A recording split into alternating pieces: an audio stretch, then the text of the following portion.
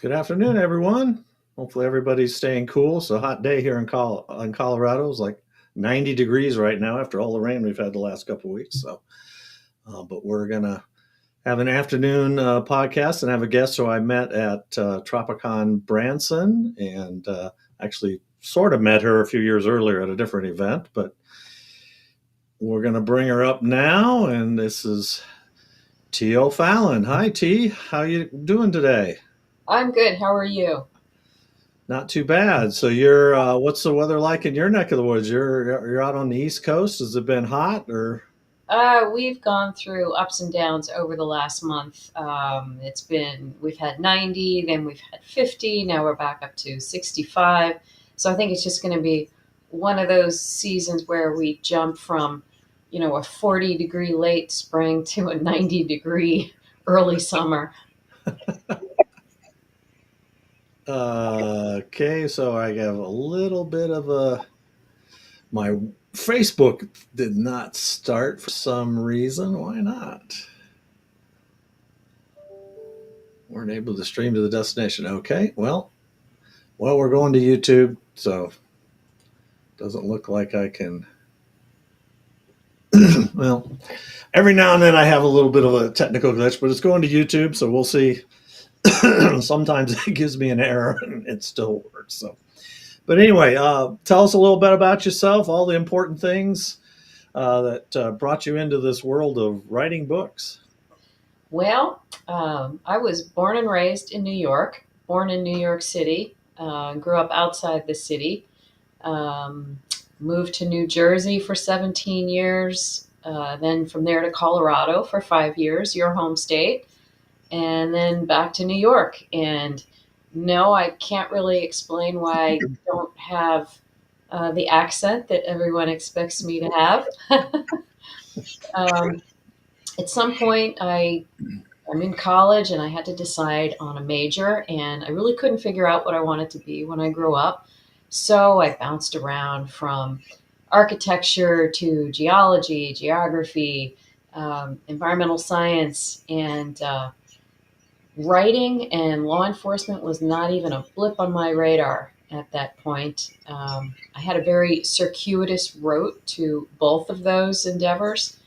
Um, I became a federal agent late in life and worked in law enforcement for 25, almost 30 years. And during most of that time frame, becoming an author was not even a blip on my radar. Um, I can't remember exactly when I made that change. I remember the moment it happened.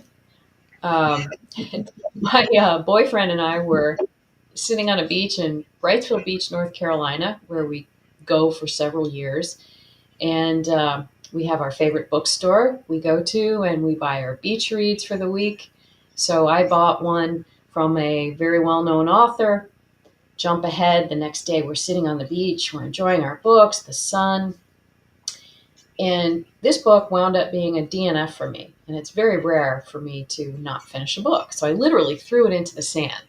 So off we go again, back to the favorite bookstore. I get a different book, and my sweet boyfriend buys me a very pretty purple leather bound notebook with blank lined pages in it. And we're back at the beach now. We have our margaritas, and we basically brainstormed on my very first book ever, which, as of today, is never published. And ironically, it is going to be the sequel to the book I have releasing today, Perfect Vengeance. So it's been a very long route to becoming a published author, but here I am. Yeah, so you really never imagine yourself being in law enforcement. So what was it that finally said, I think this is something I want to do? It's obviously a very stressful job being in law enforcement. So I think I was fighting my family genetics, my family history, much like one of the characters in my first published book, Burnout. She was a detective, and she came from a family of NYPD officers. And so she sort of got funneled down that path automatically. And there comes a point in her life and her career where she wasn't sure if that was what she wanted to do. So when I got out of college, I was kind of, I wouldn't say funneled down the sciences route, but that was my family history. Scientists, engineers. Um, and I remember in college taking one of those 100-question tests, where you fill in the ovals with a number two pencil. And it's really the same question asked about three different ways. Right. It's just to help someone who's floundering figure out what they want to do for a living when they grow up. So even back then, in my early 20s, I saw the results of the test and it said, T, you should really be in law enforcement, be a cop or something like that. Even then, I was bucking my natural inclination. So it took a lot of years after that until I finally fed the demon inside me and started applying for law enforcement jobs and finally got one. So that was in my late 20s. So, what did you enjoy most about being in law enforcement? What did you really like about the job? Well, I think for a lot of people who go into law enforcement, it's kind of natural to figure out how to solve a case, but it's not just solving the case. I mean, very often we know who did it, but you can't always prove it to the point where a prosecutor, especially a federal prosecutor, will accept your case for prosecution. So you've got to have a lot of evidence.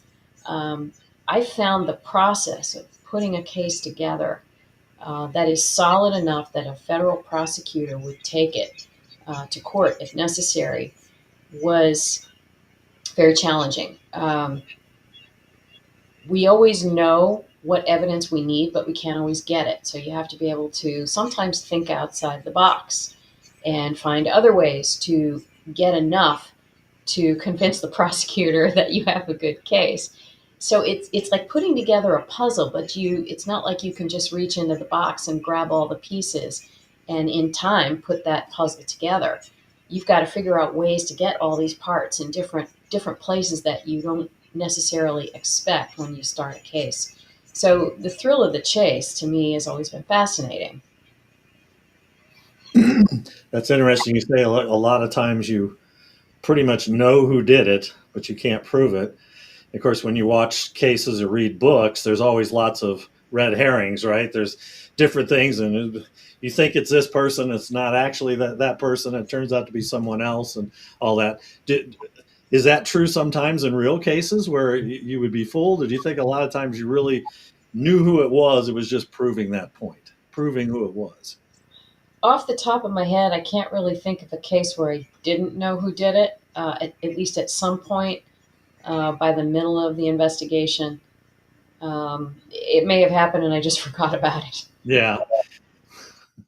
And what about the job? Didn't you like? You did it for a lot of years, so obviously you enjoyed it for the, what did you say, 20+ years you did it. Right. It can be very frustrating. As I was saying, it's very difficult to put a case together that's strong enough to take to a federal prosecutor. It's not like what people see on TV and in the movies. Uh, there aren't always gunfights and car chases and explosions. It's most of the job is not nearly as exciting or pulse racing. It's very methodical, um, which is time consuming, but still that's a fascinating aspect of putting a case together. What's frustrating is when you, the agent, feel you have enough, and the prosecutor says, nah, that's not really enough. Because really, what they want to do is be prepared for everything. They want to be prepared to go to trial if necessary, which means you have to have more than just your T's crossed and your I's dotted. So sometimes it's very frustrating and you feel like you're spending time on things you don't need. Um, but I get it. The prosecutors don't want to lose in court if it comes down to it. Well, and you have the defense attorney, of course, who's trying to blow everything out of the water, right?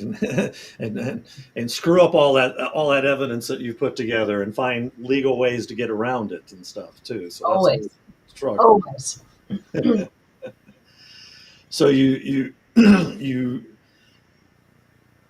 were in criminal or were a federal agent, and then you decided you wanted to write.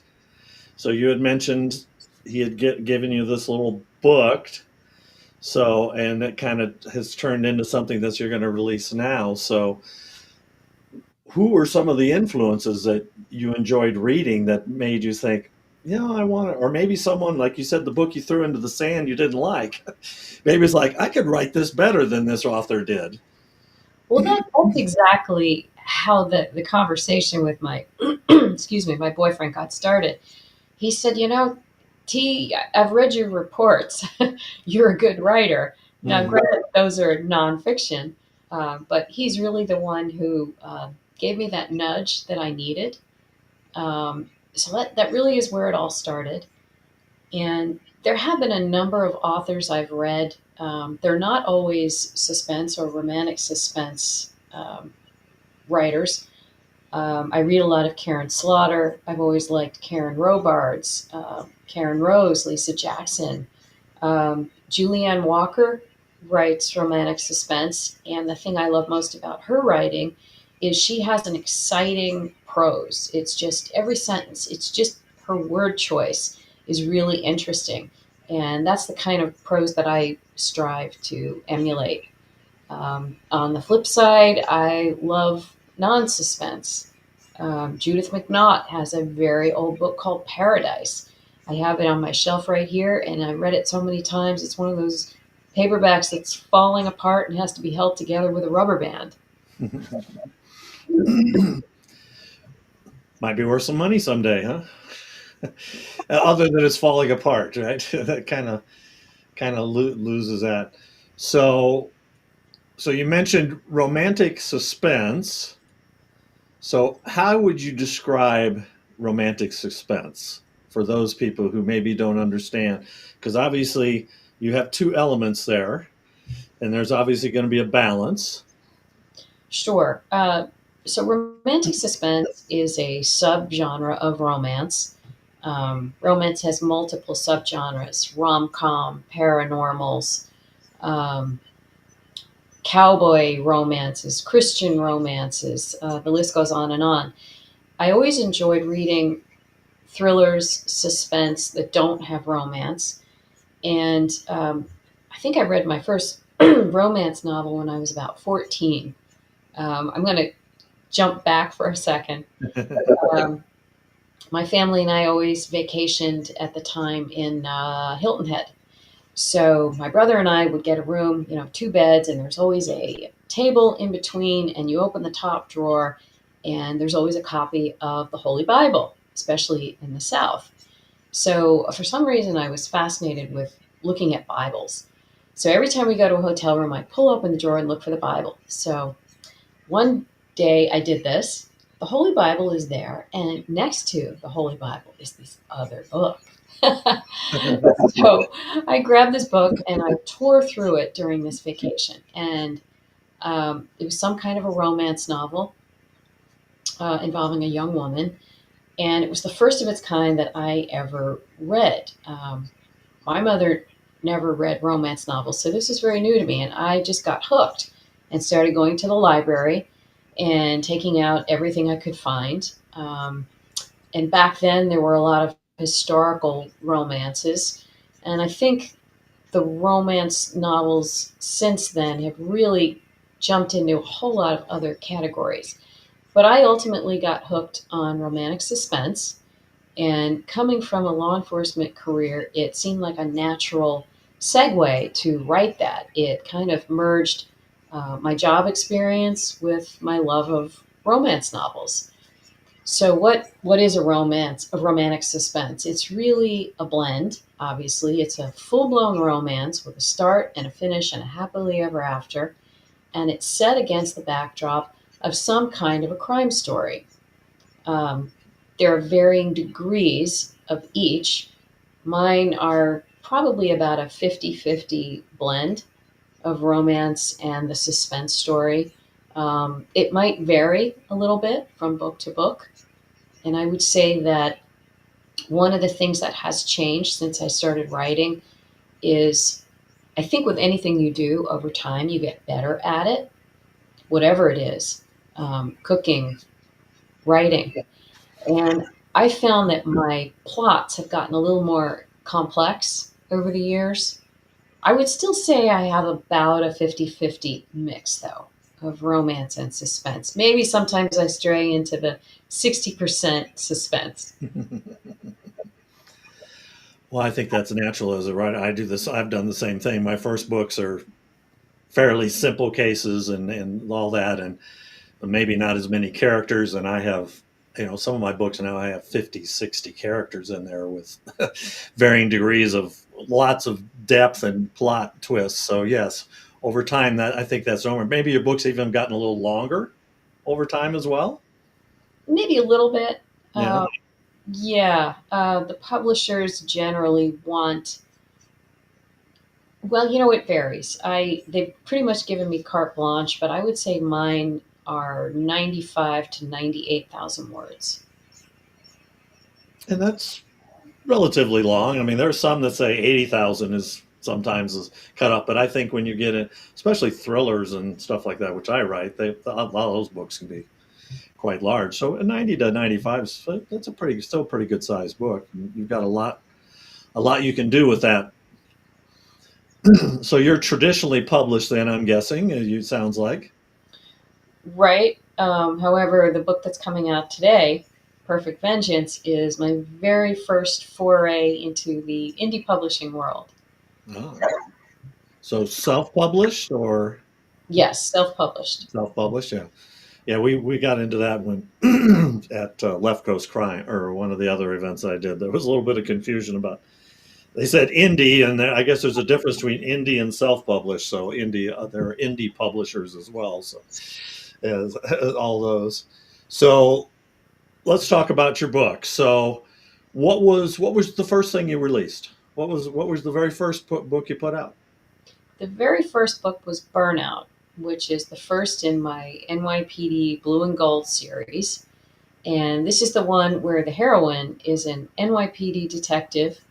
The book starts out, she's been doing an undercover gig for about 6 months, and she's getting kind of burned out of the whole process. And she's forced to flee to an upstate New York town where she has the opportunity to do a little soul searching and see if maybe she wants to try something else. And then, of course, in the process, she meets the handsome, hunky chief of police who has his own history with the NYPD. And then there's also the backdrop story of who is after Cassie and why did they follow her to the upstate New York town. So Burnout was my first ever published book, and it's always going to be the book of my heart. And there is a lot of me and my. All right. Whoa, that really took up the screen. So yes, Burnout and Abs of Steel. There looks like. I'm guessing that's the. Is that supposed to be the good-looking police captain there? Or Yes, it is. so there's a three-book series. That's a 3 book series. Each book, well, all my books have a discrete romance and plot, meaning each book has its own romance with a start, a finish, a happily ever after at the end, and a plot that's solved. The bad guys or gals are always taken down. However, in this series, there's actually an overreaching story arc that kind of is in the background from book 1 through book 3. So the same main characters, the two main characters, are in all three books. No, each No. book has its own hero and its own heroine. They're all connected. Either one, the hero of Blood Money is the brother, Cassie's brother from Burnout. The hero of book 3 is her former partner in the NYPD. So there are separate couples in each story, but you'll meet Cassie and Mike, the hero of Burnout, in each of the other books. So then after that, you had another series, I believe, right?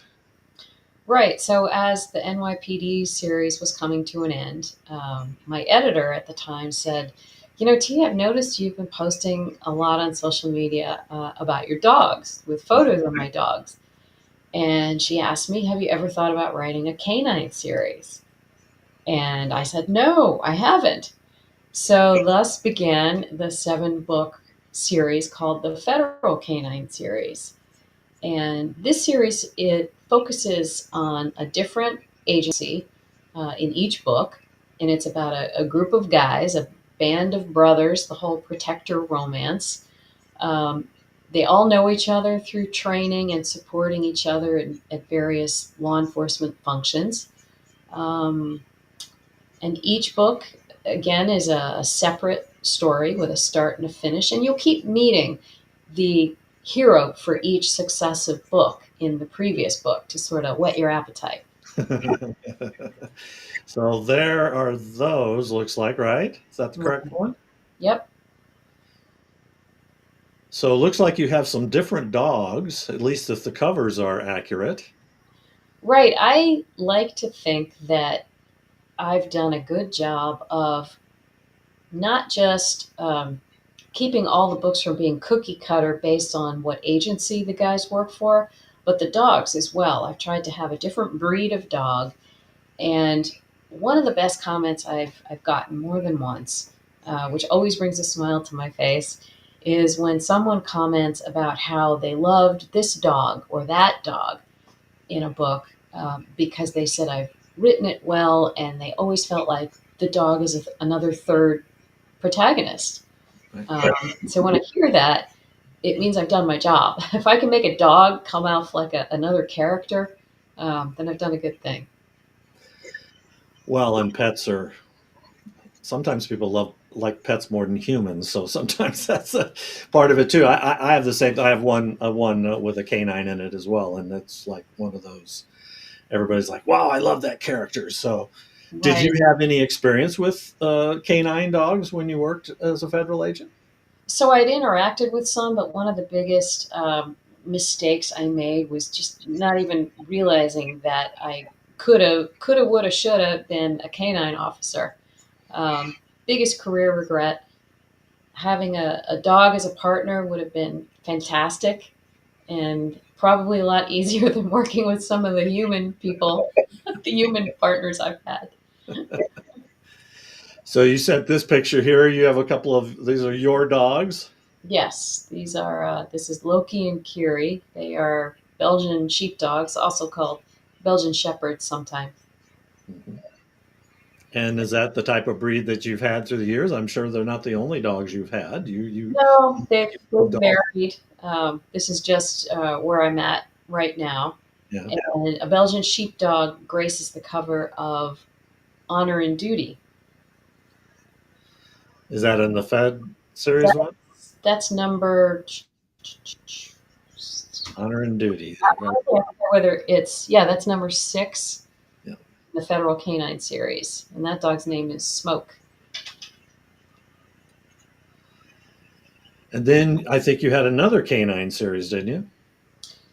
Right. So the series that followed Federal Canine is Canine Special Ops. And my publisher said, how about can you write in another city besides New York, New Jersey, the Northeast? And as an author, it can be very difficult to write about geography you've never lived in. Yep. I did that with my let's see, Armed and Ready took place in Massachusetts. And I had to be extremely careful, not to send someone in the wrong direction on a highway or down a one-way street.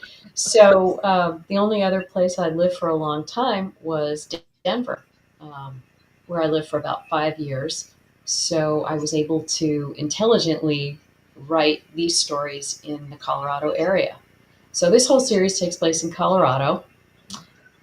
I wouldn't say it's a total spin-off from the Federal Canine series, but you do meet the 3 heroes of these books in Honor and Duty. And what branch of the police work were they? Were they U.S. Marshals or federal agents or? So, Canine Special Ops is also in the federal world. Tough Justice is about a DEA investigation into opioids. And coincidentally, when that book was being released, there was a lot in the news about fentanyl and overdoses. Um, so that was timely, at least as far as the book goes. Um, Burning Justice was about an arson investigation. So the hero was an ATF agent with alcohol, tobacco, and firearms. And the third book, Ultimate Justice, is an FBI story. And all in Colorado. Yep. Nice. So you have a new book coming out today. So this is a new book in a brand new series? Right. So Perfect Vengeance is the first book in my brand new FBI Strike Force series. And this series follows a team of blood brothers who work for the FBI's Organized Crime Task Force, and each one specializes in a different subset of organized crime. So one is about Italian mafia, one will be Polish mafia, one will be Russian mafia, and hopefully there'll be a fourth book. I'm not sure what that one will focus on. Um, so this is a new adventure for me, publishing these books myself, and it's been a steep learning curve. Um, I really like the banter in this book, even though it's a suspense book. I like the interaction between the hero and heroine quite a lot, and it has one of the best meet cutes I've ever written. Um, you probably don't write meet cutes in a thriller. So the meet cute is the first scene, whether it's a TV show, a movie, or a book, where the hero meets the heroine for the first time, and you get a um, glimpse of what the conflict will be between those two main characters. And you'll get a hint of the hurdles they will have to overcome before they can find their happily ever after. Yeah, well, television is good at that a lot of times. There's always that friction, and they seem to like each other, but they don't really like each other. And yeah, that's Right. Well, that's what a romance book is all about. I mean, if your hero and heroine get together and solve all their problems by the end of chapter one, where's the fun in reading the rest of the book? The whole fun is the journey that it takes for them to get there, ups and downs until they finally meet for the final time and hopefully stay that way. well, yeah. Do you imagine all your characters are still together, even though they had their happily ever after? They really did have a happily ever after. It's Oh not like yeah. Bachelor, Oh, where they always seem like they're good, and you find out a year later they broke up, right? no, my guys never break up. There's still happily ever ever. So, do you ever imagine bringing any of those characters back into other books? I would say if I was to write any additional books in any one of these series, I could do that. If I decide to write a spin-off, another spin-off from one of these series, I could bring some of the previous characters back. Readers seem to like that when you reintroduce the two protagonists from the previous book. They're not going to play the same primary role, but readers seem to like reading about them again and see how they've progressed in their relationship.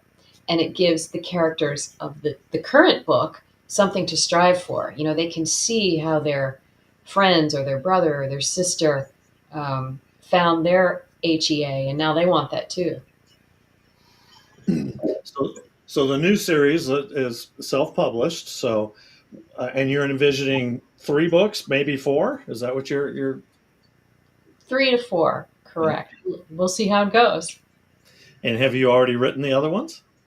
The second one is, I would say I have a draft, but it's changed a lot. Remember, this is the book I was outlining on the beach in Wrightsville Beach, North Carolina.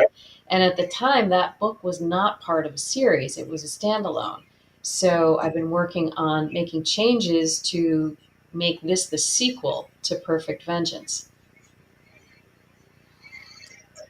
So the so these books are coming out. So Are you a pantster or are you a plotter or do you sit somewhere in between? I mean, you wrote some of that stuff from the beach, so you must have kind of just was going off the seat of your pants. But how about your other books? How are they? How do you write those? For the most part, I'm a heavy plotter. My outlines include the basic facts about the main characters and the primary supporting characters, meaning what they do for a living, their occupation, what their backstory is, their personality traits. What is it about the one's personality that will butt heads with the other's personality? And then my scene by scene outline is anywhere from 50 to 100 pages by the time I'm done.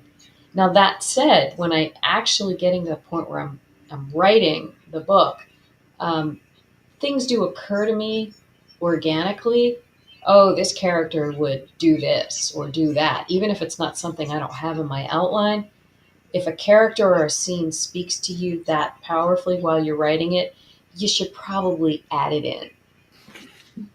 So you don't say strictly on your outline completely, but you do outline the whole story before you sit down and start writing it.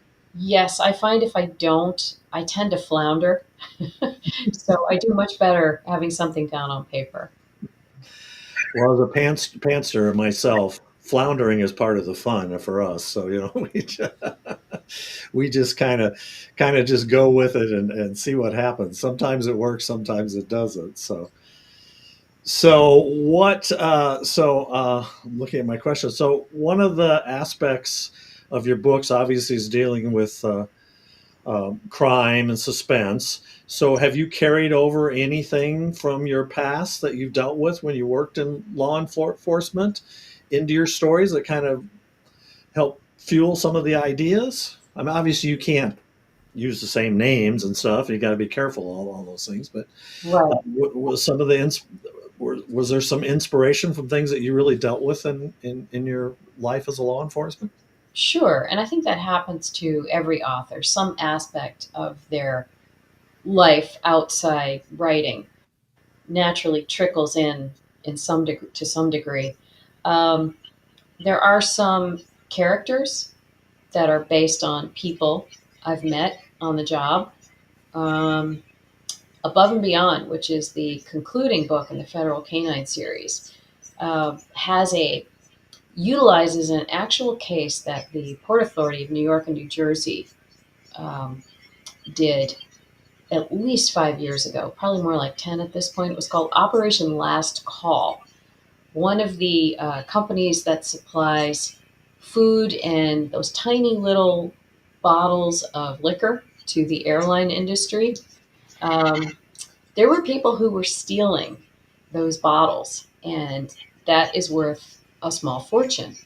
So, detectives that I worked with at the Port Authority investigated, and they wound up seizing over $1 million worth of these little liquor bottles.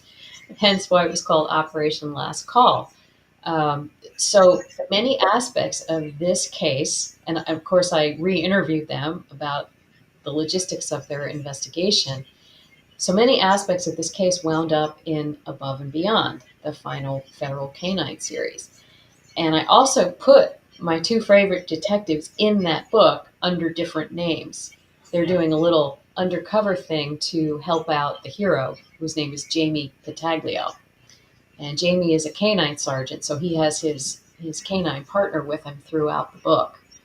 So that's one example. It's totally true. You might have seen that T-shirt that some authors have. It reads something like, "Don't make me angry. I might kill you off in my book." Yeah. Uh, so we've all run into people on the job, even in law enforcement, whom we don't particularly care for. I ran into at least one such person, and I turned this person into a really slimy, unethical character who winds up urinating on himself in front of all the detectives. So he probably doesn't know it, but that was him that I wrote about. So characters certainly wind up in my book. I recall years ago sitting in a money laundering class being taught by the FBI in New York City. And as I'm sitting there, I realized, this is fascinating. So I took, I don't know how many pages of extra notes, and it really had nothing to do with wanting to take notes about the class for the class itself. It was because I wanted to put this laundering scenario together for Armed and Ready, the second book in my federal canine series. So, Armed and Ready does have a strong money laundering component. And so, for 3 days, I got paid to take notes for a book. Well, that's good. They didn't know that at the time, right? Yeah. So when you started writing, you were still working in law enforcement when some of your first books came out? I was. Burnout came out in 2016. Since then, I think Perfect Vengeance is my 14th book. So, I'm not a super fast writer. Many authors are far more prolific, putting out 6, sometimes 10 books a year. I'm just not that fast. Yeah, I'm amazed when people can put out that many books. If I do two a year, I'm happy. Right. Same. I agree. My some of the fans sometimes come up to you. I wish you could write faster. They get upset with you, you know. And we wish we could write faster too, but it is what it is. Yeah. Well, if you want junk, we could do. So so do you find so you worked in the law enforcement and now you write. Do you find writing was it therapeutic for you, especially when you were crossing over into both worlds at the same time? Well, I think like many authors working full time who have started writing a novel, I worked on it, whenever I could, a few hours here and there on the weekends until I finally had a full book. Um, is it therapeutic? I enjoyed it. I think my most favorite part about writing is after the outline is done, the research is done, and I'm ready to actually start writing and put these deep dive personal backstories into my characters and start writing a book. Did you find it difficult to obviously being in law enforcement? It's very stressful. I'm sure bringing work home with you is a challenge. Did you find it difficult to disconnect from work to sit down and write? Hmm, I don't think so. It's almost like entering my own little world. One thing I always find hard is less so now, but while I was active duty, I did find it difficult to come home and watch TV cop shows or movies about feds because it was like never leaving the office. Right. A simple sitcom or something not quite as Right. nerve wracking, right? Right. Sometimes I just wanted to come home, put my feet up, and watch something light and fluffy. You put on like Lifetime or Hallmark Channel, right? Yeah, Right. A light and fluffy rom com that's can right. soothe a difficult day. So one of the things when we were you and I met at Tropicon, and we sort of met at Readers Take Denver years ago, but really didn't meet that closely in person. But you run a detective for a day, and you've done this, I think, a few times. And I was asked, Lanessa asked me to be part of this, and I know I've got some pictures here that I was going to throw up, but I found that was a lot of fun. So, how did you come up with this idea of doing the detective for a day at author events? Because here's the flyer that we had for there. I can't actually remember. I think it was the Readers Take Denver conference. And the organizer of the conference was reaching out to all the authors who'd signed up to attend, and she was asking if any of us had any workshop ideas. I don't remember the genesis in my brain for this workshop. It seemed like a fun idea back then, and even today. these true crime shows are just incredibly popular, and there's so many on TV. So they must have a pretty widespread audience.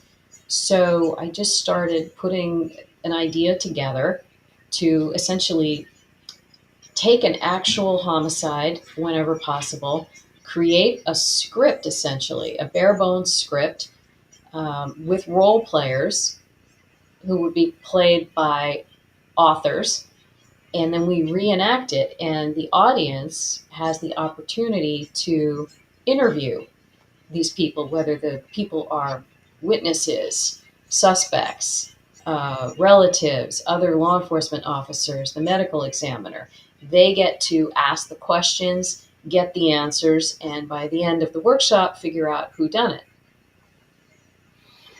And we had, so they came in, we kind of met together, and everybody came into the room, and they got to see the crime scene.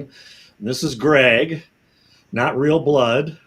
Right, right. So we found that the logistically, this workshop is a heavy lift logistically. It takes a lot of organization, a lot of pre-planning, and we found we really don't, never have the time in these workshops to allow the audience to get up in the middle of the workshop, look at the crime scene, and then get settled back in their seats. So we always have the crime scene set up such that when the audience walks into the workshop room, they have 5 or 10 minutes to look at the crime scene, take some notes, and try and get a beat on some questions they want to ask. So, yes, this is author Gregory Whitus, Mhm. who very generously donated his time to be our victim. This episode was called The Ladies' Man, and Gregory played Liam Lothario, the ladies' man who obviously ran into a spot of trouble. Um, and as you know, you were one of our role players. You played Liam's brother, and then we had about a half a dozen other romantic suspense authors playing the women in Liam's life. And we had a little bit of evidence to show the audience, and we just allowed them to keep peppering everyone with questions until we figured out who done it. And this one was by far our best episode yet. So we hope to do this at other conferences in the future. Yeah, and I thought the audience did a great job. People were making their notes, and they're coming up with questions and everything else. And here's a picture of everyone who was involved. The lady in front with the T-shirt won the prize. She got to keep the bloody T-shirt, and we all signed it. Yeah, I wonder what she's doing with it now, whether it's just a rag in her garage or it's hanging up framed somewhere. I say, hopefully she framed it or whatever. But I got so many people after the event coming up to me and talking to me about the event, and some of them were apologizing to me because they thought I was the killer. They said, I had you tried and convicted and hung and everything else they were kept telling me. And it was really a lot of fun. But I thought it was great theater. It was fun to be able to play something a little out of the ordinary. And I thought everybody did a great job. I mean, and it was funny here too. The on the picture here, I'm forgetting who, because she was the one that was the killer, and she's got the forlorn face there in the picture. That's author Gillian David. Jillian, yes. Yeah. So one of the best aspects of this workshop is it gives readers and authors a unique way to interact with each other. It's something a little bit different. And we as authors got to put on, we got to channel our inner actor, inner actress. It's just a completely different way of interacting with the audience. And you were kind of slowly letting certain aspects of the investigation while after we were interviewed, we say, well, some new evidence has come to light, which was, I'm sure, very much the way a real crime is a lot of time. Obviously, everything just doesn't lay out in front of you right off the bat when you're investigating a crime. It'd be nice if it was that way, but like you said, it takes time to build those things, and you were slowly kind of throwing things out there, which sometimes was getting people, I'm sure, to change their mind too, or and maybe, uh, yeah, he actually did go. Well, maybe it wasn't him now. Maybe it's this person. Which, Right, and that can happen. mhm. I'm sure there have been cases where police absolutely know who did it and they're right, and sometimes cases will take them down a path they never expected. So these workshops are normally an hour and a half or so long, which to solve an entire homicide investigation is a pretty short period of time. So I would normally act as the moderator, as you said, Yeah. almost like the captain, their command staff, feeding them information from the coroner's office or information from a telephone subpoena or a bank subpoena, because we just don't have the time to do as much as we'd like to. Really, this kind of a workshop could be an all day event. So we make it happen in 90 minutes. Well, in a real crime, subpoenas take time, especially if you're trying to get phone records and things like that. There's a long process involved there. It's not like you get it within the same day, so it always takes a lot of time. But I will say it was a lot of fun, and I would certainly be interested to see the next time you had an event. I'd love to be in the audience as well, and I maybe will. I get to throw out some questions for people. I'll keep that in mind and let you know. So, are you a diligent writer? Do you write every day? Normally, yes. Normally, what I try to do is get up at 6 or 7, take care of the dogs, fully caffeinate myself, and be seated at my desk by about 8 o'clock. And if I write until noon, that's a good day because I have a difficult time sitting still for that long. To sit at a desk and the only body part that's moving are my fingers. It can't. It's not something I can keep up all day. So then I'll take a break. Um, Maybe I'll do some. I have to take the dogs out. Maybe I'll work out, run some errands, and if I'm motivated later in the day, I'll do some social media. I'll do some promotion or marketing. The most hated thing in an author's world. It just varies. I would say with this book, um, Perfect Vengeance, being that this was my first self published book, it was a very steep learning curve to wind up with a completed product that's relatively, hopefully, typo free, and then upload it to all the retailer sites. It's a steep learning curve. So hopefully the next book will go better and faster. Well, formatting is always a challenge, and obviously you got to find somebody to make a cover for you because being self-published, you don't have a publisher that comes up with covers. The nice thing is you get the cover the way you want it. Right, but I was smart. So most of my covers were all done by the same company, Mayhem. Mayhem Cover Designs, I think is their company. So I went right back to Mayhem and I said, LJ, you've made so many great covers for me. I want something that's kind of like the beautiful covers you made for me in the past, but let's do something a little different. So one of the things she made for me is a new logo. I know you can't really see it, but it's the FBI Strike Force logo. Ah, So that is a big there it reason. is. You can see it a little bit better. Yeah. Yeah, so that is a big reason why the book cover is came out well. But you have to have a really good looking guy. Is there any different models for different covers? 'Cause or are some of them have the same? I was looking at them; they all look like they might be different for all your books. They're all different. Yeah, I try just like I have a different breed for every dog, pretty yeah. much. Um, I likewise try to have different cover models on the cover, and I do spend a lot of time searching for just the right cover models, face and body and clothing and posture. And the same applies to the dog, maybe not the clothing, but a different breed, one that's in the right posture, that has the right fierceness in their look. Um, I spent a lot of time researching both the human and canine models for my covers. And I really think that time has paid off. So, is there a book you want to write that you haven't written? Maybe in a different genre, maybe like just a straight romance book or something like that, or even a full on thriller type book. Exactly. I've started a thriller book. Not ready to talk about it. Okay. Um, I think it's going to be interesting, a little creepy, a little scary, hopefully a lot exciting. And I'm also pondering a young adult series, but that is so far in the future. I'm not ready to talk about that either. Was it going to be crime based? Going to be what? The young adult one, was it going to be crime based? There will be in the back. Yep. Good. So you've got. So have any of your books won awards? Do you have any awards for any of your books? I have won a few awards. Hmm?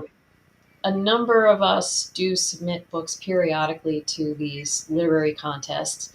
It's good promotion, it's good marketing. It's just a nice thing to be able to say about your books. Um, some of my books have won the Golden Leaf Award, the Roan Magazine Award, the Carolyn Award, and the Daphne du Maurier Award. And a number of other of my books have finaled in quite a few other literary contests. Does your publisher pay for all those submissions? Do they what? Do they pay for them? Some of the awards, you have to pay for sometimes money to get into them. So, does your publisher pay for that, or is that Well, something? that money comes out of the author's pocket. Yeah, darn, huh? Well, everything when you're self-published, everything comes out of your pocket. So it's. Very true. So the name of my show, I always ask the authors this, is bringing life to characters. So what is it? You're a big outliner, and you talked a little bit about that earlier. What is it you do that brings those characters to life to get them to jump off the page at people? What's your secret? What's the magic bullet that you use, so to speak? I like to do a really deep dive into all my characters' backstories. I love to torture my heroes, and I think law enforcement is a great venue to do that in. Just the nature of the beast, unfortunately, it can be violent. So pretty much all of my law enforcement heroes have something in their backstory, something that went horribly wrong, whether it was while they were active duty or perhaps it was something that happened prior to them going into law enforcement, and maybe that's what funneled them down that path. But there has to be more to it. It has to be okay, how did this event or sequence of events affect who they are? What emotional things would happen to someone if, let's say, God forbid, your partner is killed, or your lover is killed in a drive-by shooting, just as an example. Those sorts of horrific events will, no doubt, seriously and deeply affect someone. So, how does that play into who that person is today? So, I really try and research all the emotional, psychological things that would happen to someone under those specific sets of circumstances. And then I do the same thing for the heroine. What is her backstory? Same thing. And if, whenever possible, I'll try to make her backstory and his backstory collide, meaning there's something in each of their pasts that contributes to them not being able to be together. It's not just the crime story, the original Meet Cute, where they're butting heads over some external conflict.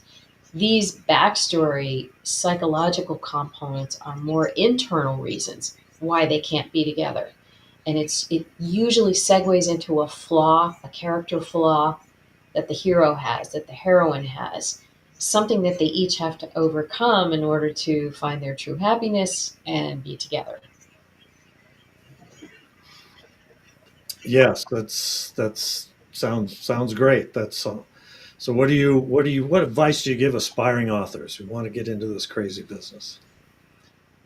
No matter how many rejections you get, don't ever stop writing and don't ever give up. I don't know how many rejections I've gotten before I became published for the first time. Rejections from literary agents, rejections from editors. And I can't remember what author it was. Very, very famous thriller author. And he said his famous book, whether it was Angels and Demons or something like that, was rejected 100 times before he got his first contract. And there's so many stories out there. One of the things about the publishing industry that surprised me when I first started writing was the literary agent or the editor you're pitching your story to has to personally love that story. They're not going to look at it and say, maybe it's not my cup of tea, but I can see that that's really marketable. That's not the way it works. That individual has to love your story. So you need to take the time to research your agents and your editors and make sure at a minimum that they want to represent authors in the genre that you write. So that's your very first step before you pitch a book to anyone. So is that part of the reason why you decided to self-publish this new series? Because you just couldn't get anybody that really loved it, so to speak, or did you decide you just didn't want to wait? Maybe sometimes because sometimes there's a long wait involved with when you're working with publishers and releasing books. I would say it's both. Mhm. Um, I had, I did have a number of literary agents interested in Perfect Vengeance, mostly no takers. And true, I didn't want to wait. And the third reason I would say is it was just time to step into the self publishing waters at least once and see how it went. So we'll see how it goes. Yeah.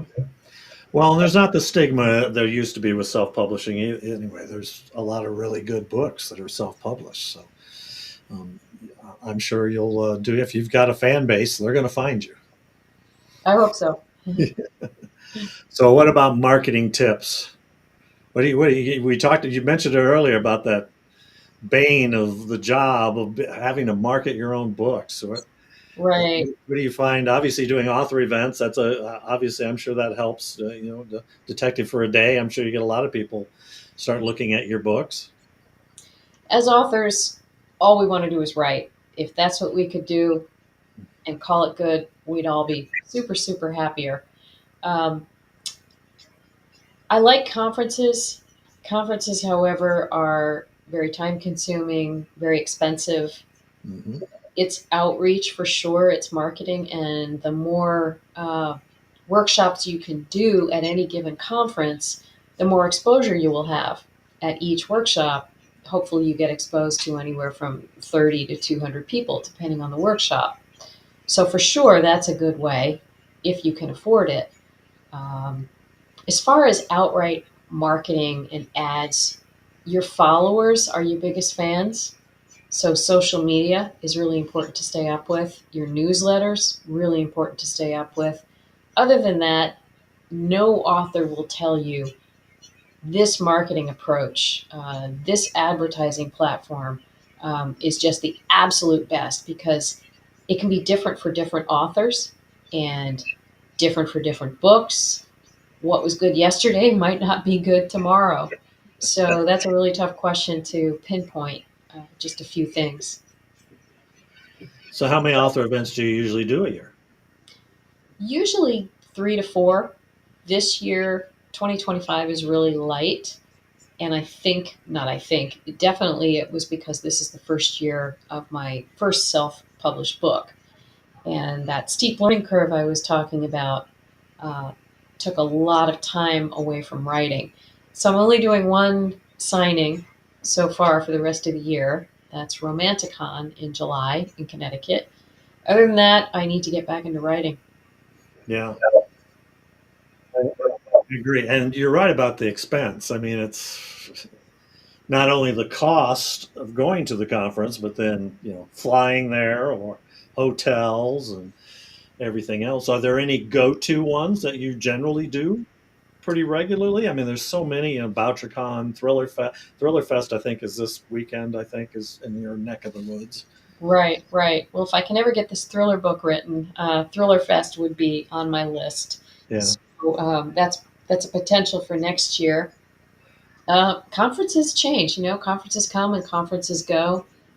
Book Lovers Con, Joe Carroll Jones's conference, has always been a super strong supporter of really any genre, particularly romance. But she'll accept any author as long as they have a presence. Yeah, there are many. I mean, you could do one almost every weekend, if you could afford it. So you said you have just one more coming up for this year. That So one's in far, July. Do you have anything scheduled for next year yet, or are you not looking that far ahead yet? I'm not looking that far ahead. I need to. Conferences do fill up kind of a year in advance, practically. Yes, they do. Yes, they do. All right. So, where can people find you? I've got your website here. You've got a website, and you do have a newsletter. So the best way to get the basic deets on me is my website, tofallon.com. You can see all my books there. You can read the back cover blurbs. There are buy links, which will take you to all the online retailers. My books are available in digital, paperback, audio, and feel free to subscribe to my newsletter. It's the best way to stay in touch and to learn about new releases and my writing process, backstory, behind the scenes looks at books. And then this is your Amazon page as well. And then you also have a Goodreads presence as well, which they're kind of one and the same these days since Amazon bought them. Right. And I'm also on BookBub. Yeah, BookBub is always a good place. And then you've got a Facebook as well. I have a Facebook author page. I'm not sure that's it, but I do have a T.O. Fallon author Facebook page. And then I have T.O. Fallon's Martini Room, which is my Facebook group. Yes, I saw in your bio there was a certain martini. I can't remember which one it said that you liked. Lychee. Nietzsche martinis. Yeah. So I don't drink, so all these drinks are foreign to me. So, anything else you want to cover? We're a little more than an hour, so we'll look to wrap up. I think we're good. It's been a pleasure, and I thank you so much for the invitation. It was great meeting you at Tropicon Branson, and I truly hope our paths will cross again in person, and we can do another Detective for a Day workshop. Yeah, I hope so. I'm doing events.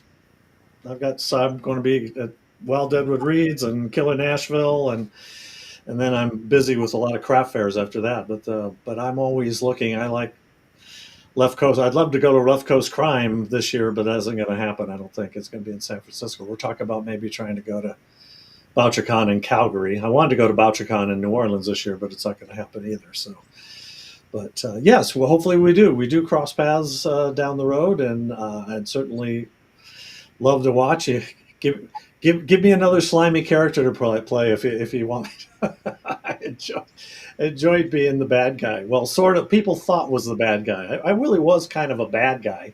I just didn't happen to be the killer in this case. So We did. I must say we did a good job of making it very very difficult for the audience to figure out who did it.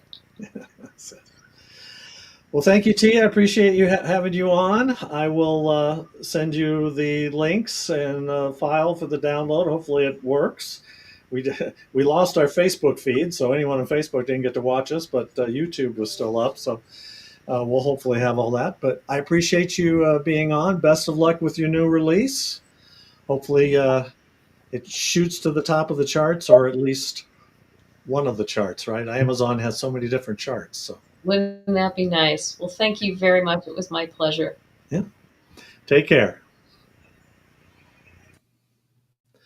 All right, thanks everyone. Say we lost our Facebook feed, darn it all. So we'll have to see. But I'll be traveling this week. I'll be heading to Deadwood, South Dakota for the Wild Deadwood Reads event. So anyone coming, hopefully I'll see you there. And then I get about a month or so before I have to travel again. So my next guest is going to be Rhonda Blackhurst. That will be after we get back from vacation. So I don't think it's till the 23rd of June. And then I will have Clay Stafford, who runs the Kill in Nashville. So it'll be great talking with him. So take care, everyone, and we'll see you in a couple of weeks.